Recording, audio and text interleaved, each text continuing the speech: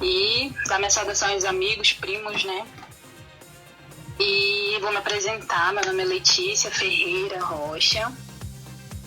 Nasci no finalzinho dos anos 80, né? Pra situar aí quem tá procurando alguém.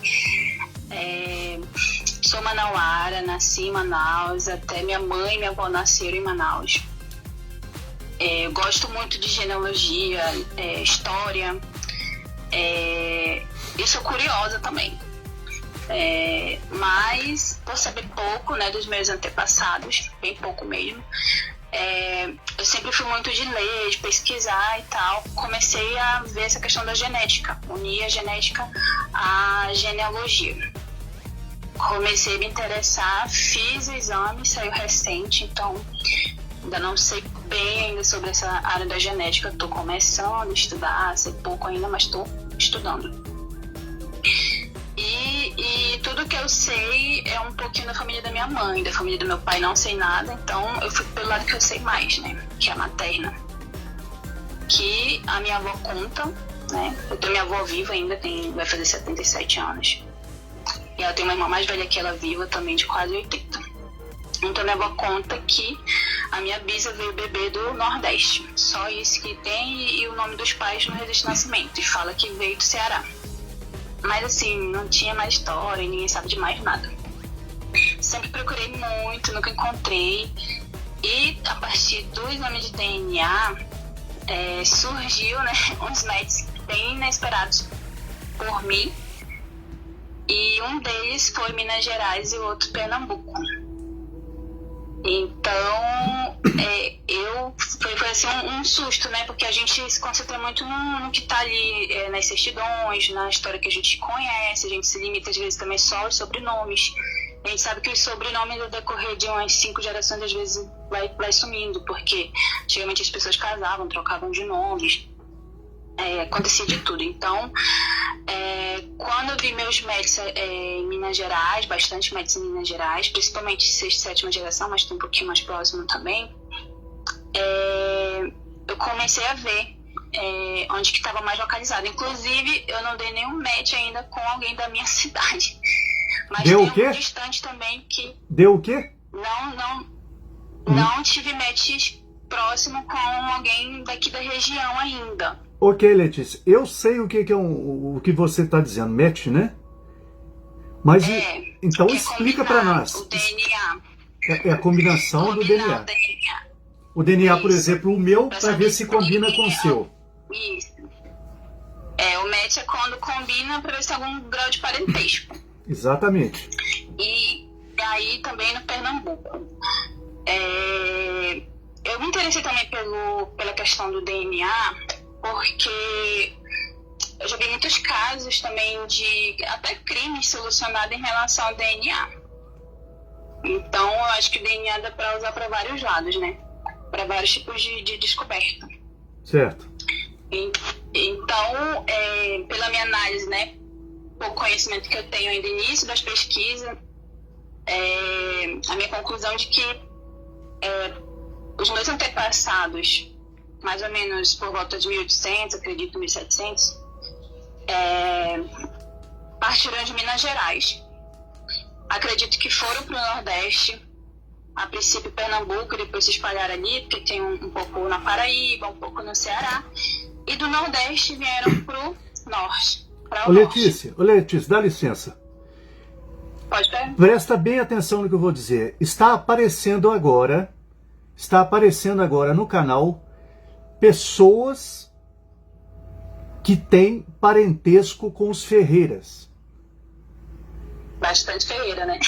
Então você está querendo dizer que o Ferreira aí da região de Cachoeira de Minas é o mesmo Ferreira da região de Paraná? Pernambuco. Acredito que sim. Por causa da compatibilidade do seu DNA com o DNA do sul de Minas. Isso. Então, tudo indica que é o Ferreira. Então é o seguinte, não vão perder o seu raciocínio, aí você volta falando o que você estava. Você conhece Minas Gerais? Não pessoalmente ainda. Você deve conhecer só a região lá do norte do Brasil, né? Essa região sua aí. Não, eu conheço o sul do Brasil, já conheci Paraná e Rio Grande do Sul. Um pouquinho de São Paulo também, mas Minas ainda não. Então, o que nós estamos querendo, na conversa que nós já tivemos há um tempo, uns dias atrás, que provavelmente alguém do sul de Minas se deslocou para o Nordeste, não é isso? E aí Sim. teve um filho ou até mesmo uma família. E esse Ferreira é Ferreira do sul de Minas. Creio que sim, que tudo indica. Pelos estudos do DNA. A partir do DNA, fazendo as combinações, leva sempre para Minas, para o sul de Minas. A gente prefere acreditar que seja isso. Porque... Sim, também. Até porque se não fosse o DNA, nunca passou pela minha cabeça Minas Gerais. Passava só o Nordeste, né? Pelas histórias que a minha bisa contava. Mas a gente prefere acreditar que é isso do que um rapto. Também, né? É porque assim, como nessa época, né, da nossa sexta geração ali, sétima, subindo, as pessoas tinham muito filho mesmo. Então, tem coisas que meio que fica difícil a gente saber, mas a gente sabe que era 15 filhos, 10 filhos, e aí eles iam se espalhando. E nesse estudo a gente tem que tentar montar ali a genealogia, a genética junto com a história, para fazer aquele compilado dos três, para tentar associar de verdade, para saber o que aconteceu. Mas a questão do rapto, a gente sabe que acontecia em algumas épocas, ainda acontece até hoje, né? Mas tem épocas que acontecia algumas coisas, né, diferentes, como as puladas de cerca, né? Na época também da escravidão acontecia também muito isso, de os donos, né, das fazendas, de engravidar escravas, escravizadas, né? Não registrar, só às vezes ali, né, dar aquela ajuda, mas o que acontece? Essas crianças eram filhas, né, do cara lá que era o dono, só que não registrada. Por isso que eu acredito que o DNA, às vezes, ele leva muito mais para o lugar certo do que a própria documentação. Exato. E tem as questões também das adoções ilegais, como a gente já viu vários casos. Inclusive, eu tenho duas combinações, né, com pessoas adotadas. Uma é o mais próximo, tipo, tá no máximo quarta e quinta geração. Ela é adotada, mas pelo que eu vi não foi ilegal. Ela foi adotada por uma família de Israel. Tudo que ela sabe é que ela nasceu em Goiânia, mas não sabe nada sobre o pai. Talvez o pai também seja de Minas Gerais, ela não sabe. E ela procura também, né? Mas assim, tem outra que ela não sabe nem se a adoção foi ilegal, porque ela não sabe nada sobre os pais. Ela é de Pernambuco, Serra Talhada. Sabe nada. E eu dou um match comigo, só que um pouco mais distante, né? Uma combinação já de sexta geração, sétima geração, mais ou menos. Ô Letícia, então, o que você comentou no grupo lá do WhatsApp, que muitas crianças aí da região aí de Manaus foram levadas para a Europa, né? Como que é essa história? Sim. Mais ou menos nos anos 80, pelo menos as informações que eu tenho mais, né, assim, é que acontecia muita adoção ilegal, assim, em todo o Brasil, mas eu conheço casos aqui também, aqui. Inclusive tem pessoas num grupo, que é o grupo daqui, que procura pessoas que procuram pessoas desaparecidas ou adotadas. E eu já vi 3 casos que tá bem empenhado procurando, que uma mora na França, outra mora na Suíça, a outra eu não tô lembrado do país, mas assim, tudo ali na Europa. A Holanda, lembrei, Holanda. Saiu muita criança daqui pra Europa. E essas crianças, a maioria delas saiu de dentro do hospital. E tudo indica que pode ser uma adoção ilegal, porque saiu de dentro do hospital. E existem casos que eu já vi de mulheres que Dizem que a criança nasceu e mostraram a criança morta para ela e ela jura que não era o filho dela. Então, essas pessoas que hoje têm 30 anos, 30 e poucos, que foi adotada, e muitas nem descobrem, né? Então, por isso fica também aquele vago, porque nem todo mundo descobre que é adotado. Alguns descobrem depois e vai atrás, que são esses, no caso, que procuram família. Há 20 anos atrás, 20 anos, eu saí do sul de Minas, de Santa Rita de Sapucaí, e fui para Portugal.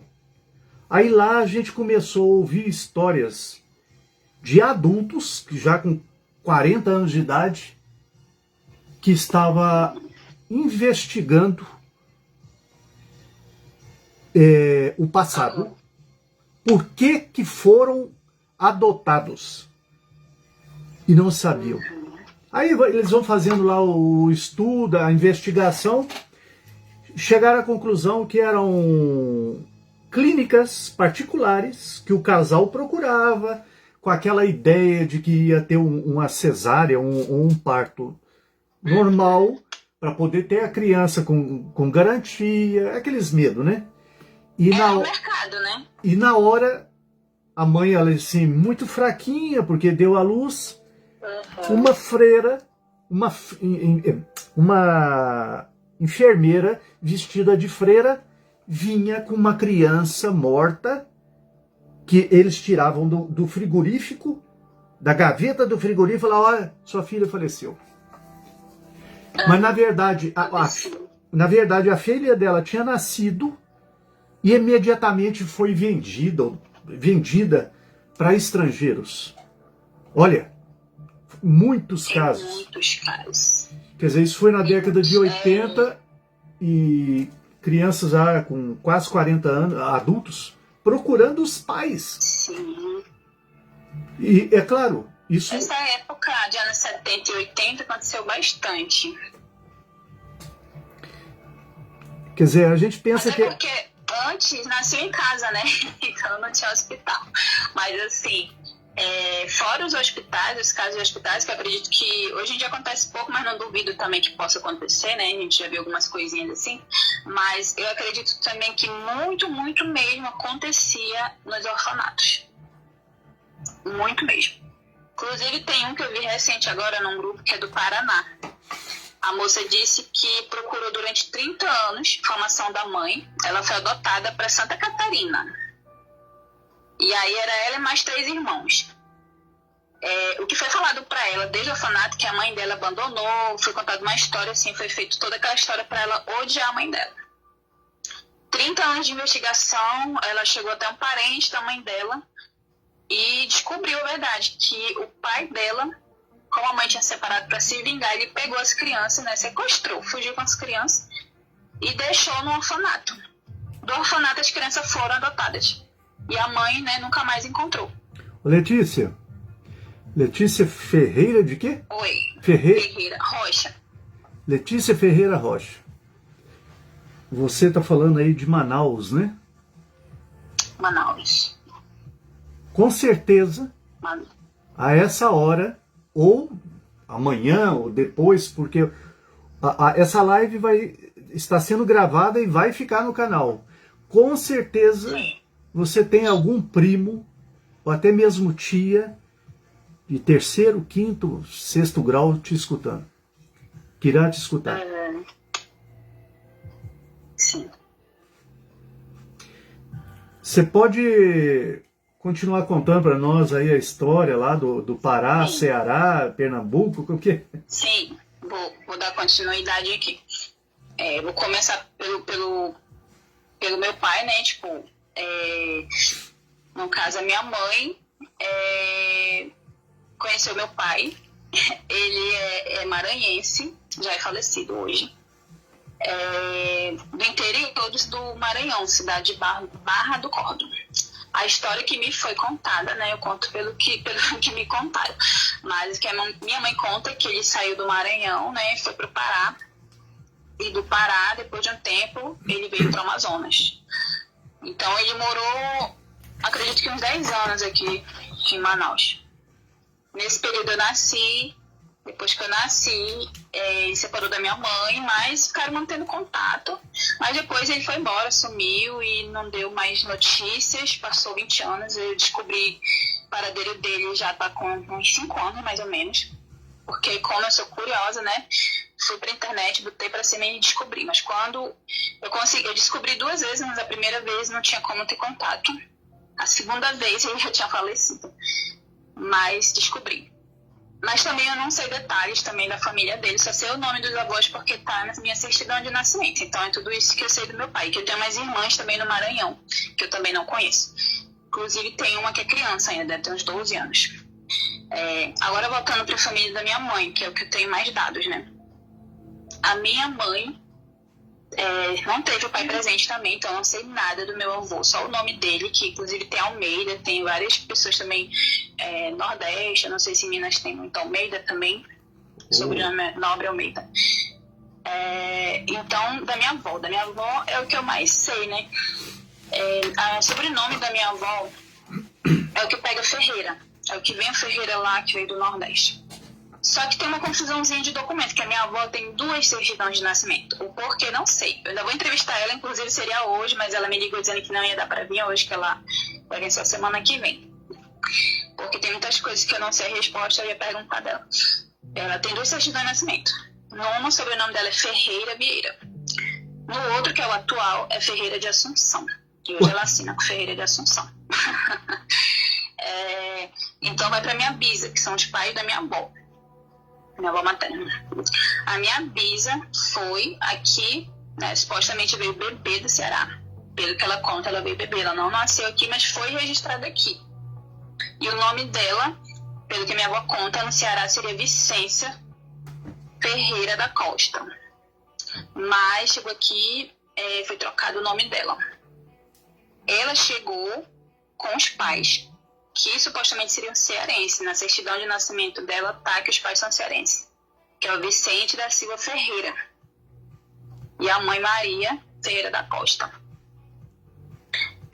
Só que eles vieram, segundo informações, eles tinham muitos filhos e faleceram logo. Nessa época aí, é uma época que dava muita malária, acontecia muita coisa pra cá, né? Era uma época que não era fácil, era a época da extração da borracha, muita escravidão. Eles vieram, morreram logo, os filhos ficaram órfãos, eram muitos, não sei quantos exatamente, mas pelo que a minha bisa conta, a irmã mais velha doou todos os irmãos porque não tinha condições. Então minha bisa foi criada por uma família adotiva, mas segundo ela, a certidão de nascimento com o nome dos pais biológicos foi mantida, assim é o que ela fala, né? E aí o nome dela ficou Valdívia Ferreira da Costa. E o marido da minha bisa, que no caso é o pai da minha avó, também não sei nada sobre ele, só o nome. É Clóvis Vieira de Assunção. Também só o que eu sei dele. Então, daí, a única informação que eu tenho é essa. Eu consegui umas documentações, mas assim, a certidão de nascimento da minha bisa é muito vaga, porque não tem avós, nem paterna nem materna. Então, ainda estou investigando essa situação, vou tentar ir em cartório para tentar ver se eu consigo o nome dos pais dela, para ter certeza de que vieram do Ceará. Porque hoje eu encontrei o meu primo, né, mais próximo, que é do Pernambuco também. Eu contei a história para ele, né? E ele me falou que ouviu uma história da bisa dele, de um tio que fugiu para o Amazonas por conta de uma briga, de assassinato, essas coisas. Então a história meio que, né, tá querendo bater ali. Então essas são todas as informações que eu encontrei até agora. Mas que ele também vai pesquisar lá e vai tentar bater a história com a minha. E também tentar associar mais ainda o DNA de alguém, né, que seja mais próximo a ele.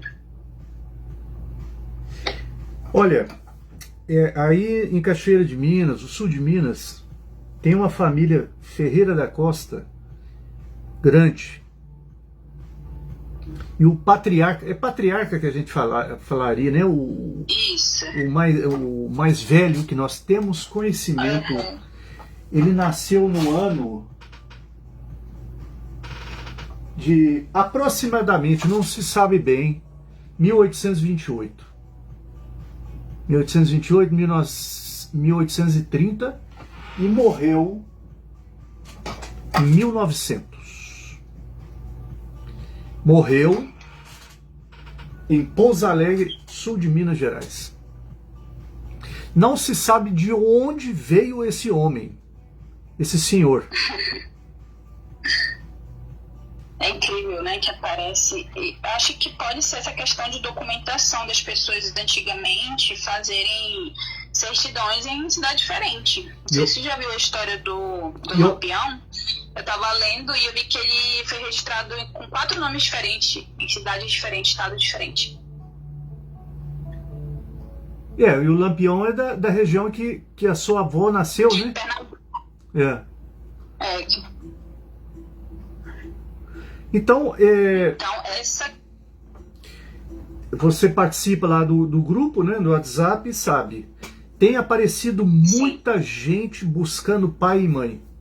Hoje mesmo eu conversei com 2, que eu até chamo eles de primo, procurando, que não sabe.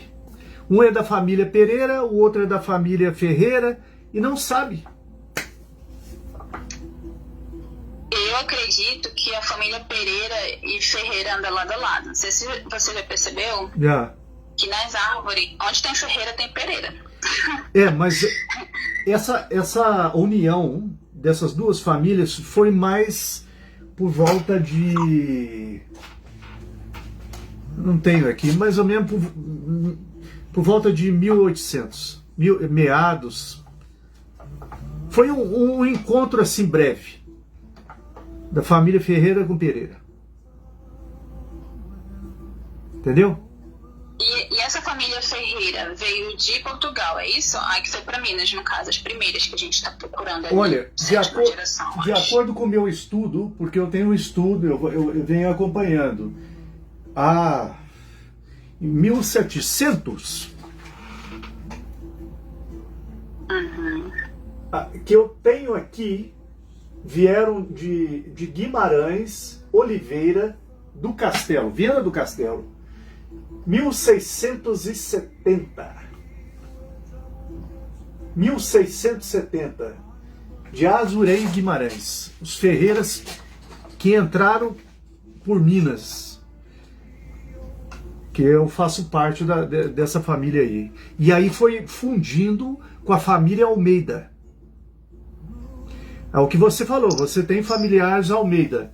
Então, sim. Alguém aí, que não no século XIX, que subiu para o Nordeste, para o Norte.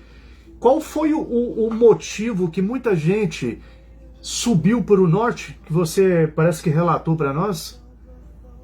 A época da extração do quê? Da borracha. É porque, assim, a história do Brasil é contada por épocas girando em torno da economia, né? Onde a economia estava rodando, o povo migrava para lá. Então, na época do café, ia todo mundo para colher café, plantar café, então girava ali. E eu acho que quando começou a cair mais essa questão do café, né, do açúcar, foram para outras áreas. Aí eu acredito que esse pessoal que saiu, alguns de Minas, que não saíram todos, né, mas saiu alguns de Minas, foram para o Nordeste por conta das terras. Tipo, queriam terras para plantar e tal, ter animais. E aí eu ouvi dizer esses dias que teve uma seca muito extrema no Nordeste. Quando? E aí casou... eu esqueci o ano, mas eu vi a pessoa falando que foi em 1930. Teve uma seca muito severa. E assim, o Nordeste a gente sabe que ele já passou por muitas dificuldades por conta da seca, por vários problemas, né? E aí acontece que aqui teve 2 períodos que a borracha ficou em alta. O primeiro período foi mais ou menos final dos anos ali 1800 e pouco. E começou. Quanto? E Manaus naquele tempo era muito pequeno. Final de 1800. Acho que 1890 e pouco. Letícia. Que foi o primeiro momento. Então foi nesse momento que saíram pessoas do sul de Minas Gerais, e subiram para o norte para trabalhar com a extração da borracha, da seringueira, né? Isso. E aí teve esses 2 momentos. Teve esse primeiro momento, né? Que começou a vir pessoas, inclusive vinha muito português, francês, espanhol, muito estrangeiro também, mas eles vinham muito com a questão de de criar, né, as empresas e tal, de transportar. E começou a vir muita pessoa do Nordeste, porque acho que a questão também de logística, assim, de viagem, por exemplo, quem estava no Maranhão tinha facilidade para ir para o Pará, e o Pará é do lado do Amazonas, então tudo isso tem essa questão da facilidade também. Que o povo ia andando, por exemplo, saía do Ceará, ia para o Maranhão, saía do Maranhão, ia para o Pará, e ia andando, ia andando. Então, o período da borracha começou a dar lucro, contratar muitas pessoas. E teve uma baixa, teve uma queda, que inclusive muita gente acabou voltando, outro já estava bem instalado aqui e foi ficando. E aí teve o segundo momento, que foi da Segunda Guerra Mundial. Na época da Segunda Guerra, o presidente, né, deu duas opções: ou você é soldado da borracha, ou você vai para a guerra. Então, muitos não queriam ir para a guerra, vieram para o norte, para ser o soldado da borracha. Só que assim, a minha família, pelo que eu sei, veio mais ou menos em 1920. Então foi entre esses dois períodos. Porque pelo que conta, eles não vieram por causa da borracha. Eles vieram por conta de briga, de morte, alguma coisa assim. Ok. Aproveitaram o unir o útil ao agradável, né? Porque o norte era algo antes de pessoas se esconderem por conta da dificuldade de chegar no norte, antigamente. Então, muita gente vinha, aprontava alguma coisa, não, vou me esconder no norte, porque lá ninguém vai me encontrar, né? E outros vinham realmente para trabalhar, então tem essas duas situações. E eles uniram o útil ao agradável, né? Vieram para trabalhar também e vieram também para se esconder. Então, em 1945, foi a época que começou a vir muito nordestino de novo, mas veio de todo o Brasil, mas assim, o Nordeste, acho que pela facilidade, veio mais. O clima também é mais parecido, acredito. Então vieram muito, muito mesmo. Só que assim, a guerra Soldado da Borracha foi uma guerra também, porque imagina, o interior do Amazonas, antigamente, hoje já não é tanto assim, mas antigamente não tinha nada. Tinha malária, as pessoas morriam muito de várias doenças, mas a malária matou muito também. E era todo tipo de doença, de dificuldade possível. Então, muitos morreram. Eu vi uma estatística aí, mas eu não tô lembrada. Mas foi, tipo, 25 mil, acho que só na época da Segunda Guerra, só de mortes. Isso só contabilizado no Amazonas, né? Mas tem o Pará, tem o Acre, tem Rondônia. Então, a minha avó conta que o meu bisavô foi também soldado da borracha. E ele rodou tudo no interior do Amazonas, Acre, Rondônia. Inclusive, a minha avó e as irmãs nasceram cada um numa cidade diferente. Minha avó nasceu até quase de fronteira com Bolívia e Rondônia. Só que antigamente não se registrava quando nascia, né? Era quando dava. Então, depois que vieram todos para Manaus, registraram todas as filhas aqui como nascidas em Manaus, mas elas nasceram em outras cidades aqui do norte. Então, era isso que acontecia. Então, essa segunda leva que veio de pessoas de fora na época da borracha foi que fez crescer a cidade, movimentar a economia, que não era só borracha, também existiam outras também, como a juta, tem também Guaraná, tem outras aí. Mas, enfim, acabou que muita gente morreu, muita gente ficou. Então, aqui em Manaus você vai encontrar muito ferreira, muito mesmo, muito ferreira. E todo mundo vai ter uma história. Meu avô era soldado da borracha, o meu bisavô, entendeu? Olha, Letícia, nós tivemos uma época aí, eu acho que foi antes da extração do ouro, a exploração da açúcar, do cana-de-açúcar. Quando foi?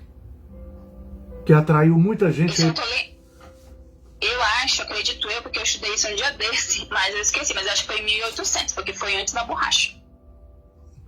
Inclusive, na época do café, teve uma tentativa de plantar café, se eu não estou enganada, no Pará.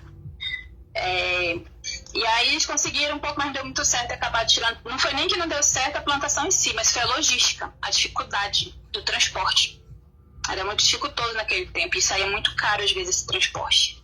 Por isso que muitas coisas não vinham para cá, por conta do transporte. E até hoje é o que encarece muito, inclusive, as coisas aqui, é o transporte.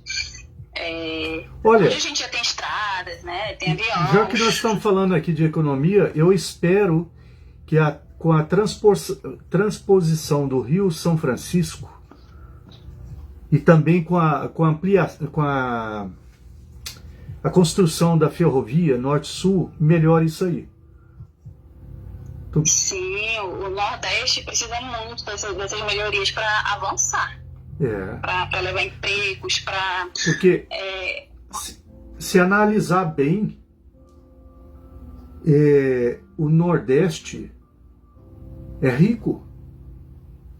E ele está mais centralizado, ele está mais próximo à América do Norte, mais próximo à Europa. Verdade, muito mais próximo. Mas essa questão da falta de investimento acaba dificultando muita coisa, né? E aqui, pra gente do Norte, principalmente o Amazonas, porque o Pará tem estrada direta para todo o Brasil. Tipo, do Pará você consegue ir para Goiás, e Goiás você ganha o Brasil todo ali. Agora aqui o Amazonas, não, porque só tem a BR-319, então para sair para o restante do Brasil, com exceção de Roraima, você só tem a BR-319 por estrada. Só que acho que todo mundo conhece a situação da BR, né? É praticamente trafegável, então encarece bastante tudo que vem para cá. Aquela então, história da melhoria aí da como que é? Transamazônica. É verdade aquilo mesmo? Melhorou? Na verdade, a Transamazônica que foi ajeitada foi a do Pará, não foi a daqui, porque tem duas, né? Tem a do Pará e tem a daqui. A de lá foi ajeitada, melhorou. Agora, a daqui é uma briga com órgãos ambientais que não liberam, não sei o porquê. Porque se liberaram no Pará, por que não liberam aqui? Então, são esse tipo de coisa. Falando ainda sobre os nordestinos que vieram, né? Que eu tava contando a história que todo mundo aqui tem um avô, bisavô nordestino. O meu marido, que tem o sobrenome Barbosa, que você até citou, né, Barbosa. Mas por que ele tem o sobrenome Barbosa? Coincidiu com o seu sobrenome? Inclusive, me deu até vontade de fazer a DNA dele já, por conta disso. Porque, assim, o avô dele disse que nasceu no Nordeste. Então, o avô dele que é o Barbosa, o Avelino Barbosa. Só que o avô dele veio do interior, acho que nos anos 80, início dos anos 80. Na verdade, o avô dele veio no final dos anos 70 e o restante dos filhos, que são muitos, uns 12, vieram no começo dos anos 80.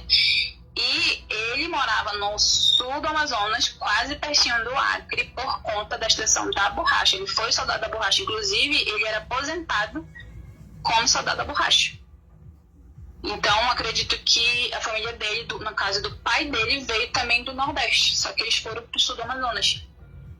Então daí vem o Barbosa. Quem sabe não tem o avô dele, não seja um primo distante da família da minha mãe também.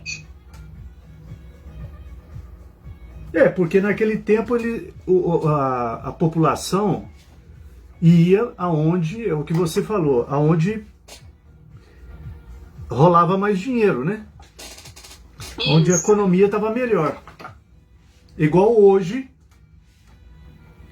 o brasileiro vai para os Estados Unidos, né? Isso, a gente está tendo emprego, né? Oportunidade para você viver, ganhar dinheiro. E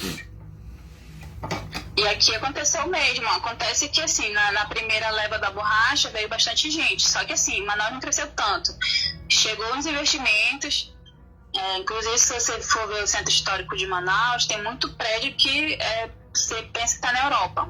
Porque são modelos europeus, inclusive o material vinha da Europa.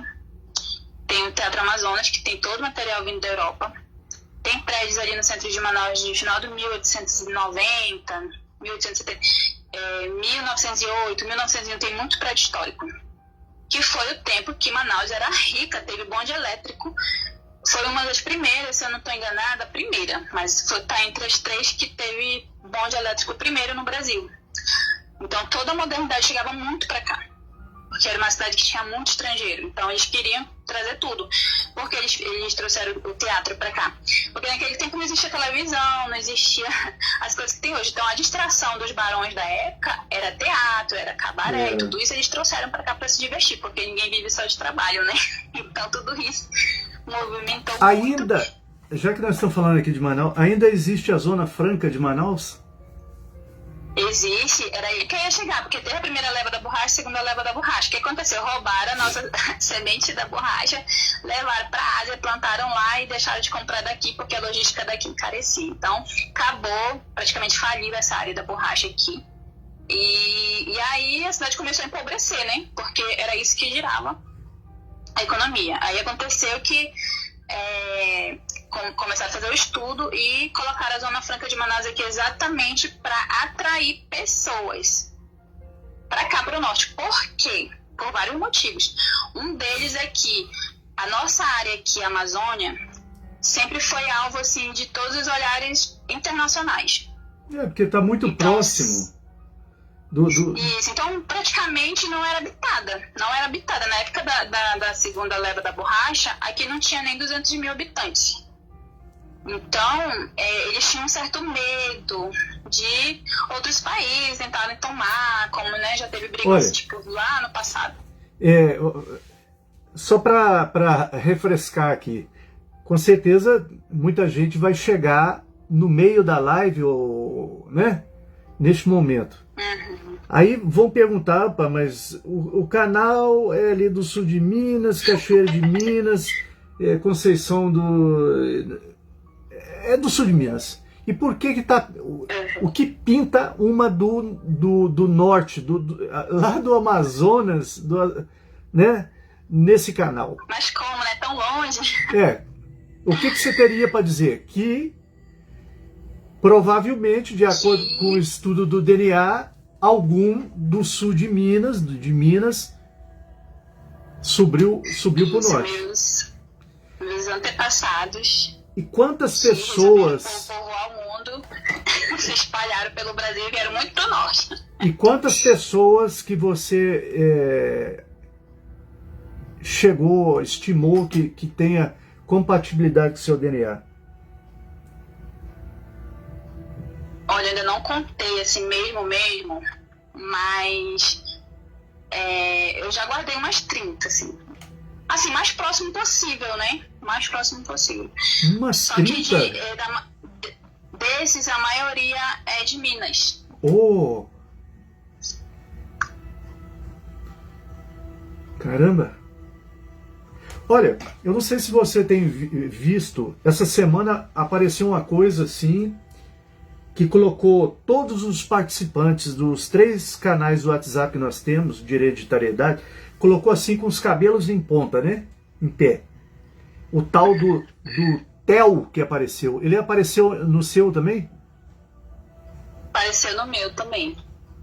Geralmente ele aparece com quase todos os que têm compatibilidade comigo.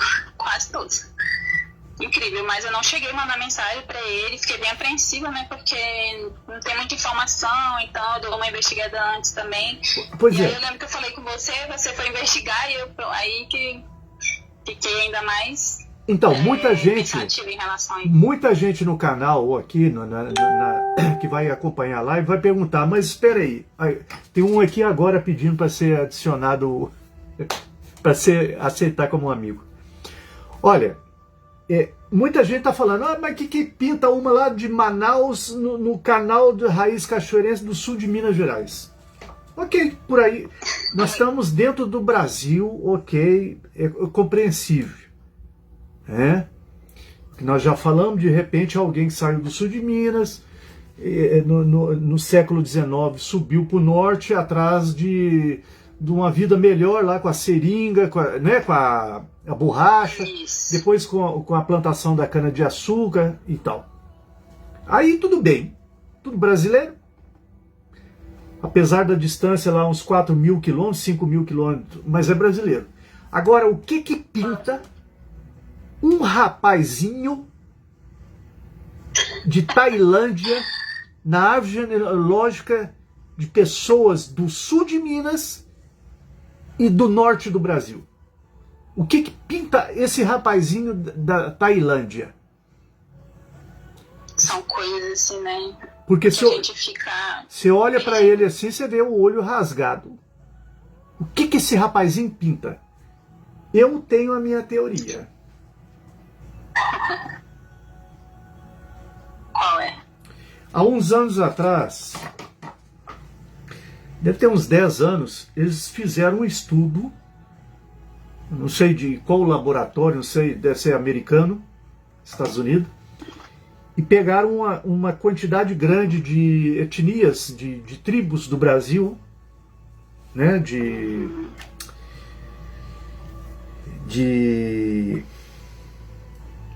índios, brasileiro para estudar a genética, o sangue, estudar o DNA. E aproximou muito a uma ilha que tem no Pacífico. Essa ilha fica próxima lá do Havaí. Hawaii, né? Fica na Ásia, é? Ou não? Tá próximo ao Havaí, no meio do Pacífico. Aquele povo ali é meio asiático, né? Tem os olhos meio puxados. Uhum. Agora, quem não garante que esse tal do Tao que está aparecendo, que é lá de Tailândia, quem não sabe, ele tem uma certa descendência com os índios do Brasil. Também pode ser, né? Que no caso a minha porcentagem indígena que eu fiz no exame de DNA deu 24%, ameríndio, né?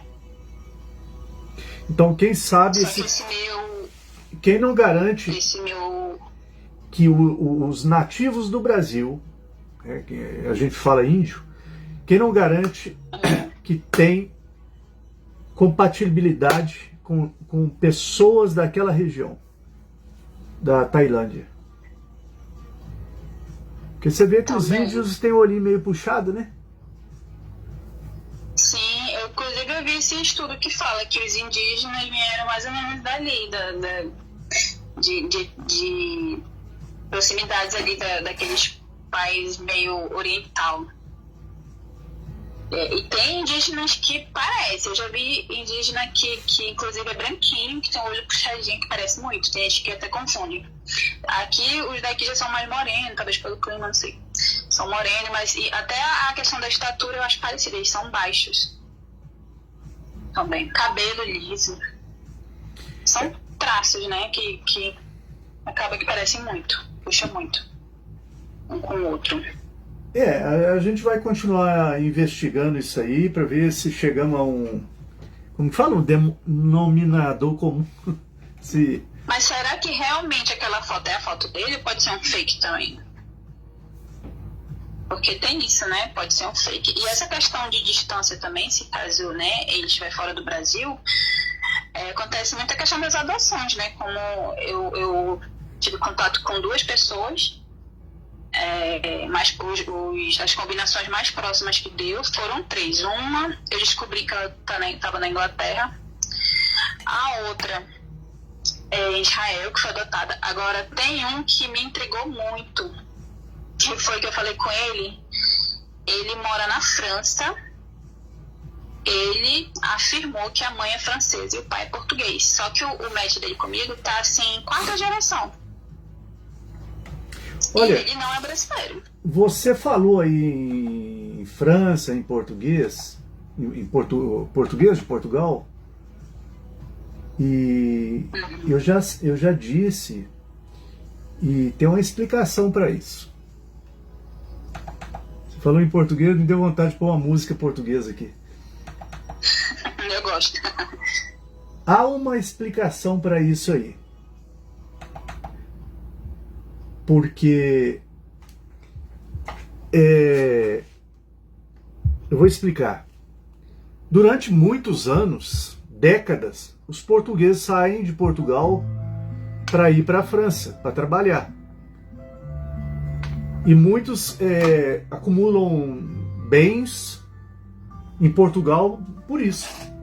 Porque, igual eu já disse no grupo lá da hereditariedade, enquanto você come um almoço, você faz uma refeição, um almoço num restaurante em Portugal, com o mesmo dinheiro você só toma um cafezinho com leite e um pão na França. Então aí você vê a diferença do dinheiro, né? Apesar que é euro, são euros, mas lá... É aquele poder de compra, né? Diferenciado. E Portugal... Lisboa, a divisa ali com França, Espanha com França, é pouco. Nós estamos falando aí 600 quilômetros. De Lisboa a Paris, 1.200 quilômetros. E Paris está lá em cima, já perto do Canal de la Mancha. Está lá em cima. Então, isso aí já há séculos que os portugueses vão para a França para fazer dinheiro, né? E hoje não está diferente disso. Então eu acredito. Eles saem muito, né? À toa que tem muita vaga que é preenchida por brasileiro, né, hoje em dia em Portugal. Porque fica uma mão de obra escassa. Então, com certeza, esse que apareceu da França, que tem compatibilidade muito forte com você no DNA, e é francês, mas o pai é português, com certeza você puxou da família do pai dele, que é português. Isso. E com certeza do norte de Portugal. Mas é aquela questão, como eu não sei nada da família do meu pai, nem do pai da minha mãe, e nem do avô da minha mãe, então pode ser, quem sabe, que assim, de repente um antepassado do pai desse rapaz pode ter vindo para o Brasil e pode ter voltado e ter tido esse filho lá em Portugal, e por isso ele é português. Porque como que eu teria um match, né, uma proximidade ali, uma compatibilidade muito próxima com alguém que é português, que no caso é o pai dele, né? Ele, no caso, é o pai dele. Porque até onde eu sei não tem nenhum português, até porque eu não conheço, né, a metade também da família. Eu suponho que seja pela parte do meu bisavô, talvez, né, ele era Vieira Assunção, e eu nunca achei nada de sobrenome compatível, nem match também, que é compatibilidade também com ninguém que talvez associe a ele. E tem a família do meu pai também, um Rocha, que também eu não sei, mas assim, o sobrenome desse rapazinho é Nunes. Eu acho bem, bem brasileiro, né, mas não sei se vem de Portugal esse sobrenome. Nunes? Nunes. Você conhece ali a capital do Pernambuco? Recife? É. Não conheci pessoalmente ainda. Olha, se conta, isso é verídico, é história, que a primeira portuguesa que pisou no Recife foi em 1523, um negócio assim. E ela se chamava Maria Dias. Maria Dias. Isso é histórico. Não tem como dizer, mas é invenção. É histórico. A Maria Dias foi a primeira portuguesa que pisou em Recife. Que tem registro. E ela era judia. Dos judeus, era judia. E fundou a primeira mesquita no Brasil. Em Recife. E me parece que até hoje existe. Muita história, né? E me parece que até hoje existe. Quando eu for a Recife, estou programando ir eu quero ir lá ver onde que é essa mesquita. E dizem que no século XVI, século XVII, século XVIII, o que veio de português judeu para o Brasil, muito. Inclusive aqui pro Amazonas, para a Amazônia, né, veio também alguns judeus também. Inclusive tem uma família judia aqui que tem uma loja que é a mais conhecida agora do norte. Até hoje eles vivem aqui, que é a família Ben-Shimon. Eram judeus, são judeus até hoje, né? Teve outras famílias também, mas eles são as famílias famosas. E foram soldados da borracha também, trabalharam na borracha também. Se não tivesse existido a interferência de muitas poderes, autoridades na épocas passadas, nós teríamos uma outra realidade no nosso mundo, nesse mundo. Verdade. Por exemplo, com certeza, pelo menos no Brasil, seria em grande maioria judeus. E outra coisa, É verdade. estaríamos falando, bom, aí também houve interferência. Estaríamos falando a língua tupi. Inclusive o nosso português brasileiro, né, ele pega boa parte do tupi. Estudando a questão linguística, O que, por exemplo? o nosso português é diferente. Você falou do Ó, Amazonas? Aqui, por exemplo, as palavras que a gente usa aqui. Inclusive tem palavras aqui que o resto do Brasil nem conhece, mas algumas é bem conhecida, que nem a macaxeira, né? A palavra abacaxi também, ela vem do tupi. Tem algumas palavras, várias palavras que vêm do tupi. E que, inclusive, é porque eu faço pedagogia, né? Eu estava estudando isso ano passado. Que falaram que algumas dessas palavras tupi, que eram usadas aqui, misturou com o português de Portugal, que é o nosso português hoje. E aí alguns portugueses começaram a falar essas palavras e algumas eles acabaram até levando para Portugal.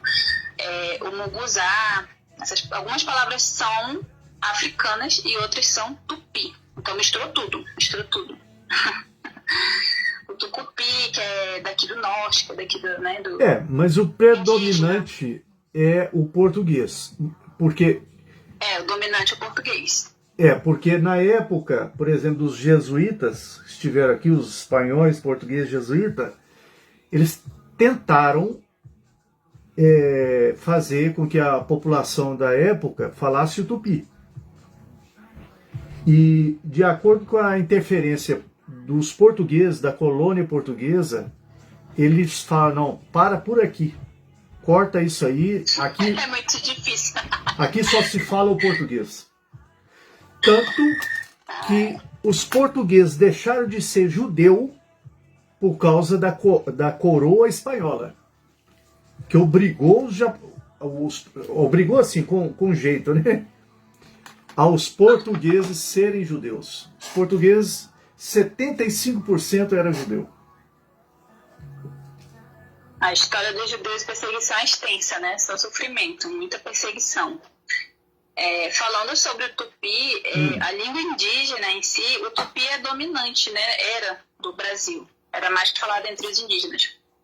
Mas eu acho que nunca ia dar certo falar uma língua indígena, tipo, principalmente, né, hoje em dia, naquele tempo, para aprender também, porque são várias. Por exemplo, aqui no Amazonas, eu não conheço, assim, indígenas, né, daqueles que falam a língua indígena mesmo, não.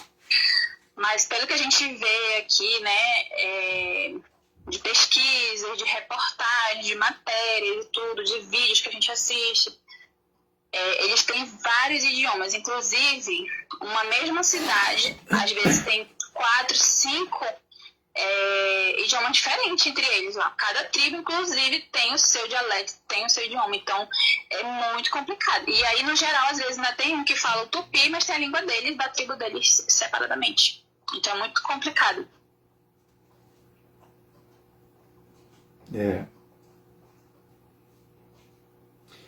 A vida aí... Tem um interior aqui do Amazonas que fica próximo da Venezuela e Colômbia. E esses indígenas, acho que é São Gabriel da Cachoeira, eles falam português, espanhol, por conta, né, da fronteira, e falam o tupi e mais o dialeto da tribo deles.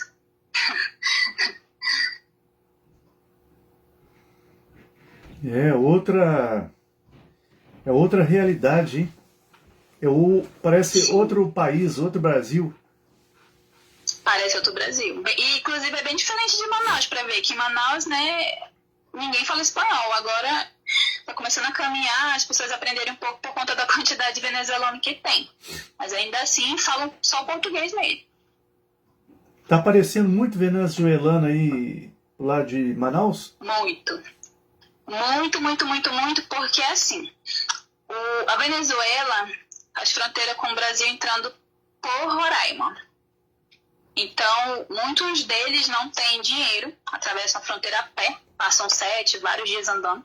Então, a primeira cidade que eles conseguem chegar é Pacaraima, que fica a fronteira, né?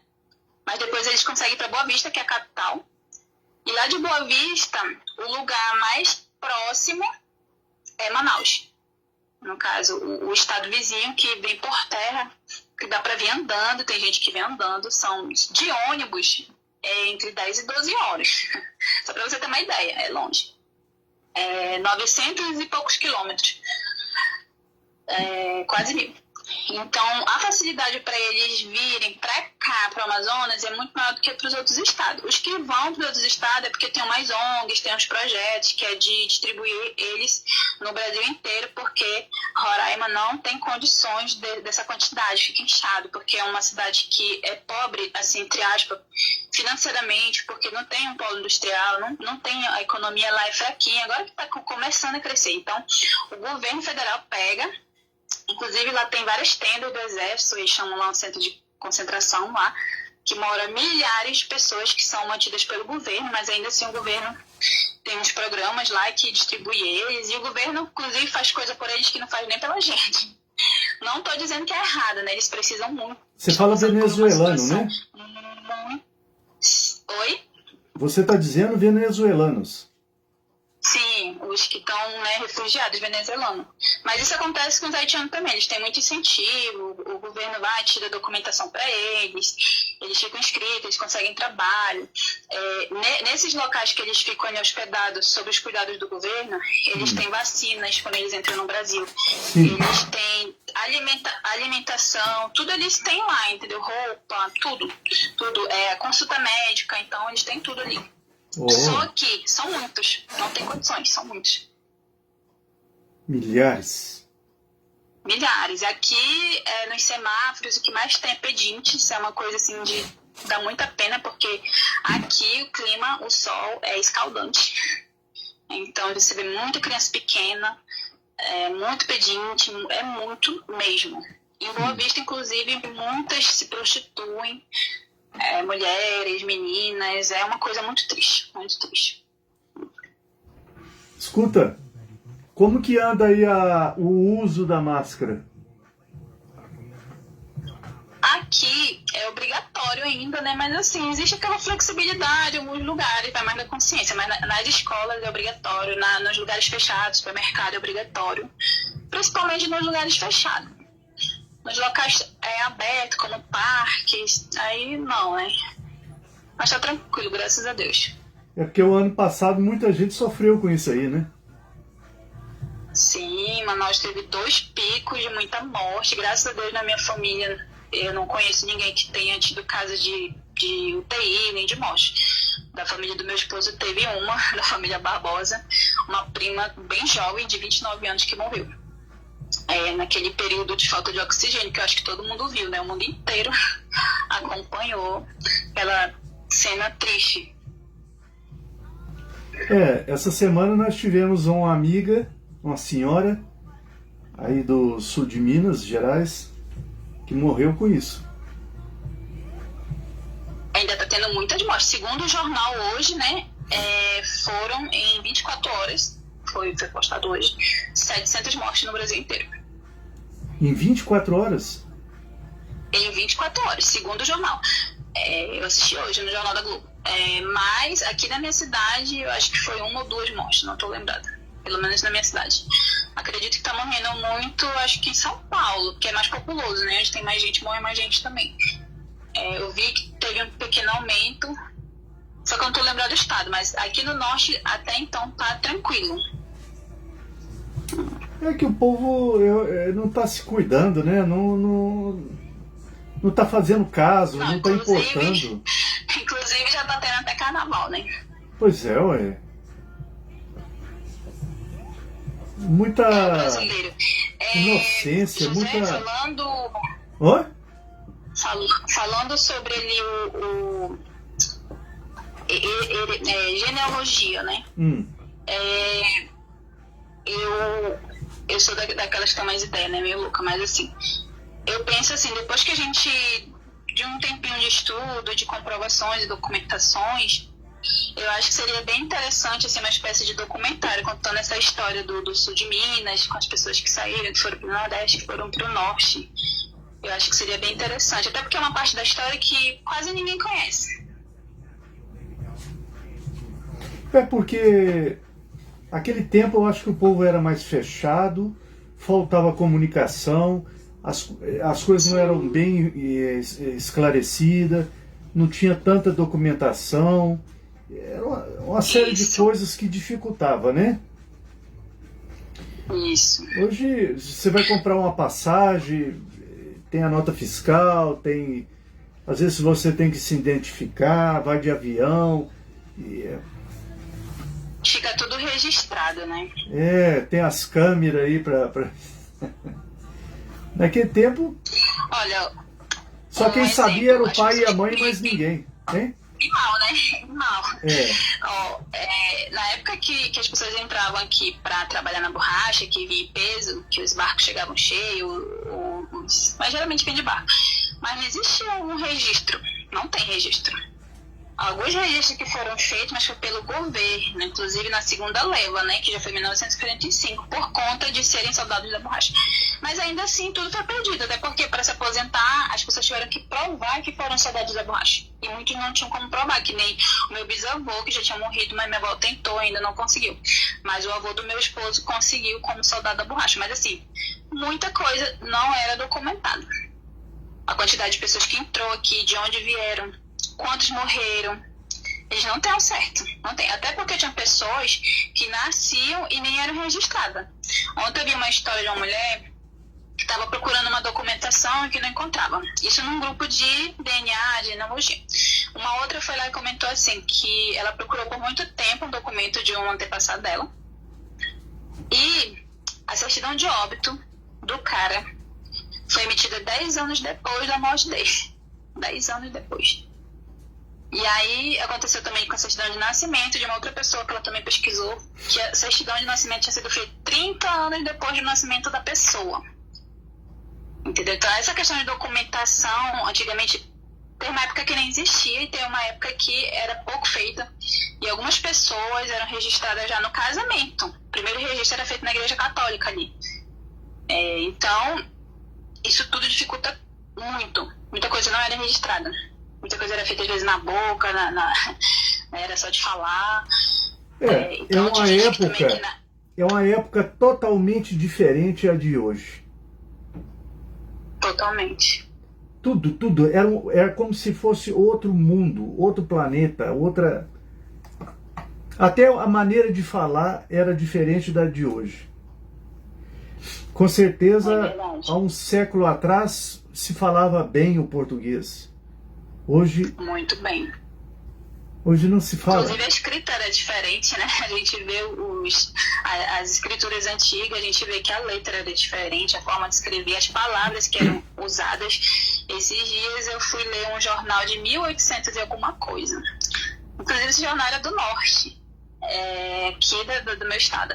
E as palavras que eram usadas, assim, a gente até ria, muito engraçado. E algumas coisas chega a ser triste, como a época da escravidão.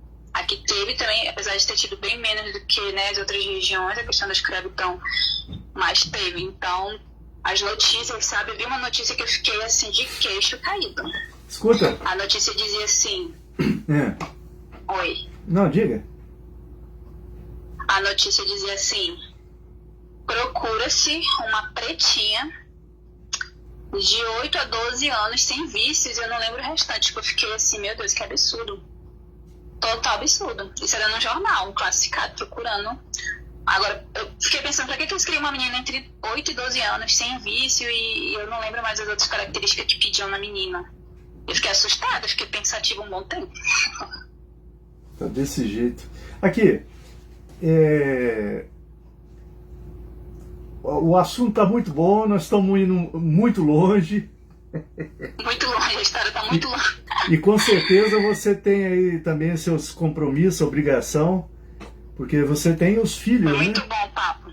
Você tem os filhos para olhar também? Isso, tenho 2 filhos. Pois então, hoje é sábado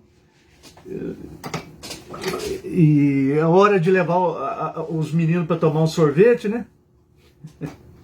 Vamos dar uma volta. Não dá? Foi muito bom o papo. Aqui, muito bom, muito... Só uma curiosidade agora, para finalizar. Você falou que já saiu de Manaus e foi para Rio Grande do Sul, né? Já fui Rio Grande do Sul, Quando você começou... Paraná. Ok, quando você começou a falar lá, não perguntaram se você era do Rio de Janeiro, não? Sim, perguntaram. Muito, muito, muito. Eu abri a boca. Você é carioca? Porque geralmente eles dizem que a gente chia igual carioca. Que coisa, né? E eu porque estou muitos anos, estou fora do Brasil, eu saí do sul de Minas, saí de Santa Rita do Caí. Estou muito tempo fora do Brasil, mas vou e volto. Já perdi um pouco a fala deles, né, do Mas Brasil. perde o sotaque, né? Perde um pouco, porque quando você passa muito tempo fora, geralmente perde. Então, às vezes, alguém pergunta, você é lá do Rio Grande do Sul, ou você é do não sei de onde? Sim, perguntam. Eles sempre acham que é carioca. Por isso que eu estou te perguntando. Mas eu ouvi dizer que o português correto se fala no Nordeste, né? Eu ouvi falar. Você já ouviu? Nordeste, no Pará também, tem paraense que fala também conjugando os verbos, coisa que aqui no Amazonas a gente não conjuga mesmo, porque todos os verbos, né? Porque já é meio que um costume ali, um vício linguístico. Diz que é o português que mais aproxima ao português de Portugal. Interessante. É verdade. Tá bom, Letícia. A gente vai ficando por aqui porque eu também tenho aqui minhas obrigações.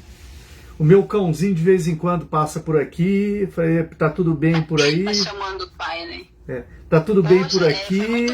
Foi muito bom a conversa, o papo, a troca de informações, conhecimento. Quem tiver mais perguntas aí, depois quiser mandar, tá no meu WhatsApp aí, você pode estar perguntando.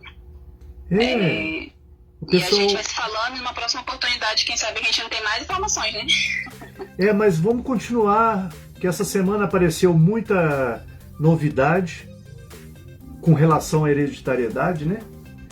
Apareceram hoje mesmo, incrível que pareça, hoje apareceram 2 pedindo informação, tanto pro lado da família da minha avó, quanto pro lado da família do meu avô. Apareceram 2, e eu acredito que daqui para frente vai surgir coisas aí diferentes, que vai surpreender. Com certeza. Muitos ali do grupo, do WhatsApp. E eu acredito que nós vamos começar a entrar na genética, na hereditariedade dos nativos do Brasil, dos índios. Espero. Nós vamos começar a desvendar de onde vieram os índios do Brasil. É verdade. Eu tenho essa desconfiança. Como nós já estamos descobrindo dos judeus que pisaram no Brasil, de alguns índios também. Eu li por aí que tem uma índia da tribo lá, Tibiriçá, que ela teve 2 filhos, e por causa desses 2 filhos, grande população de São Paulo é descendente dela. Nossa, muito. Grande. Eu vi também uma matéria falando que lá nos primórdios, na época do rei Salomão, ele enviou umas pessoas aqui. Assim, né? Os antepassados acreditam que eles conseguiram chegar no Brasil. Que não era Brasil ainda, né? Tá ok. Letícia Ferreira da Rocha. Rocha. Que tem quase... Vamos ficando por aqui. E vou ficando por aqui. Menina, muito obrigado. Boa noite para você. Um bom fim de semana. Tá bom? Boa noite. Eu que agradeço aí. Tchau, tchau. Bom final de semana a todos. E foi Até a próxima. Foi bom ouvir você. Foi ótimo.